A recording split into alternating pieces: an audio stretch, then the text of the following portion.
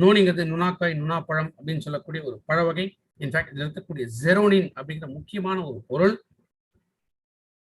Precursor ஃபார்ம்ல இருக்கும். நம்ம உடம்புக்குள்ள போன உடனே அந்த ப்ரோ ஜெரோனின் அப்படிங்கிறது நம்ம உடல் ஜெரோனினா கன்வெர்ட் பண்ணும். இந்த ஜெரோனினோட முக்கியமான வேலை என்னன்னு கேட்டீங்கன்னா, நம்ம உடம்புல இருக்கக்கூடிய அந்த செல்களோட கதவுகளை திறந்து விடணும். நம்ம என்னதான் உணவு எடுத்துக்கிட்டாலும் அந்த ஊட்டச்சத்துக்கள் முழுமையாக செல்ல போகணும் அப்படின்னா செல்களோட கதவுகள் திறக்கப்படணும். அந்த வேலையை செய்யக்கூடியதான் நோனி. நோனில எத்தனை விதமான ஹெல்த் பெனிஃபிட்ஸ் இருக்கு. நோனி ஒரு பெஸ்ட் டைஜஸ்டிவ் என்சைம், செரிமான சக்தியை அதிகப்படுத்தக்கூடிய தன்மை நோனில இருக்கு. புற்றுநோய் செல்களை அழிக்கக்கூடிய தன்மை நோனில இருக்கு. அதே போல புற்றுநோய் பாதிப்புல இருக்கிறவங்களுக்கு அதனால ஏற்படக்கூடிய சைடு எஃபெக்ட்ஸ் வராமல் தடுக்கக்கூடியது நோனி.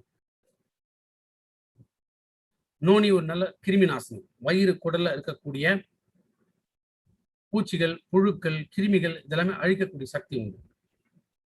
நோனி ஒரு நல்ல வலி நிவாரணி. வலி தாங்கக்கூடிய சக்தியை நோனி அதிகப்படுத்தும். அதே போல நோனி இருக்கிறதுனால நல்ல தூக்கம் கிடைக்கும். நோனி எடுக்கிறதுனால ரத்தத்துல சர்க்கரையோட அளவை கட்டுப்படுத்தும். சர்க்கரை நோய் இருக்கிறவங்க நோனி எடுக்கலாம். ரத்தத்துல கெட்ட கொழுப்பை அழிச்சு நல்ல கொழுப்பை அதிகமாக்கிறதுனால இதயம் சம்பந்தப்பட்ட நோய் இருக்கிறவங்களும் நோனி எடுக்கலாம். நோனி இருக்கிறதுனால மன அழுத்தத்தை குறைக்க முடியும். அதே போல நோனி இருக்கிறதுனால பிளட் கிளாட்டிங் ஏற்படாமல் தடுக்கலாம். ரத்த குழாய்களை திடீர்னு பிளட் கிளாட் ஆயிடுச்சு அப்படின்னா ஸ்ட்ரோக் வரதுக்கான வாய்ப்புகள் அதிகம். வராமல் தடுக்கக்கூடியது நோனி. நோனி ஒரு நாளைக்கு 2 கேப்சூல் வெறும் வயிற்றுல எடுத்துட்டு வரணும்.